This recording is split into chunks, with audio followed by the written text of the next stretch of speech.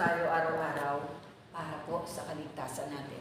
Para huminto ang World War II.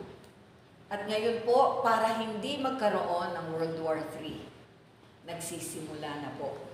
Para po mahinto, kailangan tayo ng rosaryo araw-araw. At sana po ipalaganap ninyo, no? Effort po to. So, magsimula kayo sa isang decade, 10 Hail Mary, hanggang matapos po ninyo isang rosaryo. Kasi sabi ng Diyos, kailangan nagdadasal tayo at least 15 minutes a day. Pag nagrosaryo po tayo, natupad po natin. At least 15 minutes a day. Anong ginagawa natin? Pinagninilayan natin ang buhay ng Jesus. No? Hindi yun paulit-ulit lang na hindi iniisip. Pinagninilayan natin ang buhay ni Jesus.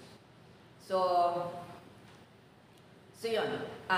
Yung mga bata sa Fatima, pinakita ni Maria ang impyerno. No? Sa July 13, binukas ni Maria ang kanyang kamay. Tapos, binuksan ang lupa, nakita nila ang impyerno. Nasabi nila parang lawa na apoy. Na may nakita silang mga hayop na nakakatakot, na hindi nila kilala. No? So, ang mga batang to, 10, 11, parang 8, 10, and 12 years old. So, hindi takot na takot sila. Tapos sabi nila, merong mga parang lumuluksod, parang tinutos, no? Na mga maitim na charcoal na nalaman nila mga tao pala. Dahil apoy nga eh. So, hindi natin alam kung ganun ang impyerno o ganun lang ang pinapakita para po naiintindihan natin ang hirap na dinaraanan nila. So, ito yung vision, no? Para naiintindihan. Yun. So, yan. So, kailangan po natin ng pagdasal at may effort. So, naniniwala tayo po na walang hanggan. So, hindi natin maisip kung ano ibig sabihin ng walang hanggan kasi wala po tayong konseptong ganon. Kasi dito sa mundo, lahat ng bagay may katapusan. May katapusan. Yung hirap natin may katapusan, yung kasayahan natin may katapusan. So, yun po. So, yun yung realidad na dapat tanggap natin. Kasi kung tanggap natin, alam natin paano tumugon. So, yun po yung doctrine. No? Apostles' Creed. Question po. So, tanungin natin, likol ba ang tawag ko? So, sa lahat ng sinabi ko, ano yung mas lumalabas sa'yo na ang dami yan, di ba? May isang naalala ka? Oo, alam ko sa hell. Maraming pahirap. Oo, mahirap. So, yung pahirap natin, pahirap sa atin dito sa mundo, lalo na pag gusto natin sumunod sa tama at sa makatarungan, ay hindi maikumpara sa hirap natin sa kung mapunta tayo sa impyerno. Kahit po daw sa hirap ng purgatorio, hindi po maikumpara.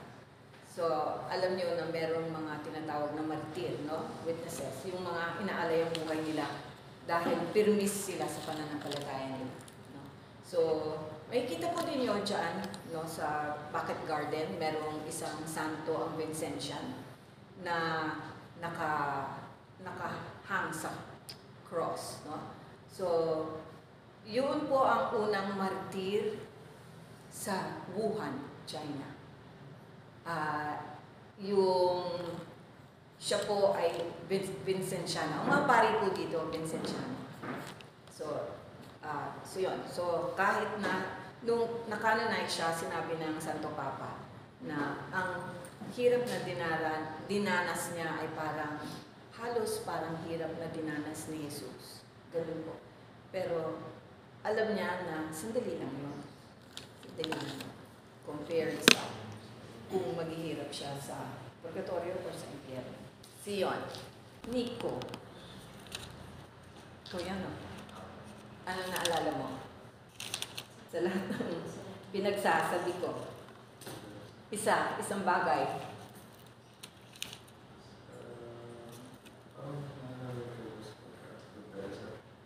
Sa pagdarasal. pagdarasal. Ano doon? Sa itaas. Opo. Opo. Maligtas. Opo. Kailangan po may effort magdasal. Kailangan po may effort mag-connect sa Diyos. Kahit simpleng parang nakikipag-usap ka lang, no?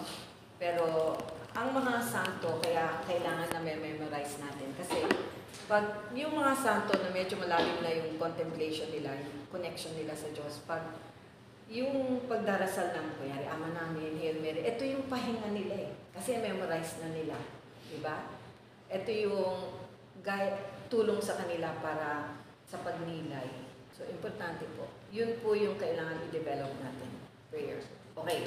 So, tapos na po tayo sa prayer. Tapos na po tayo sa doctrine. Punta tayo sa morals. No?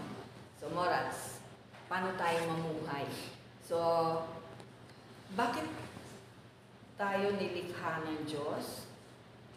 Para makilala siya, mahalin, paglingkuran.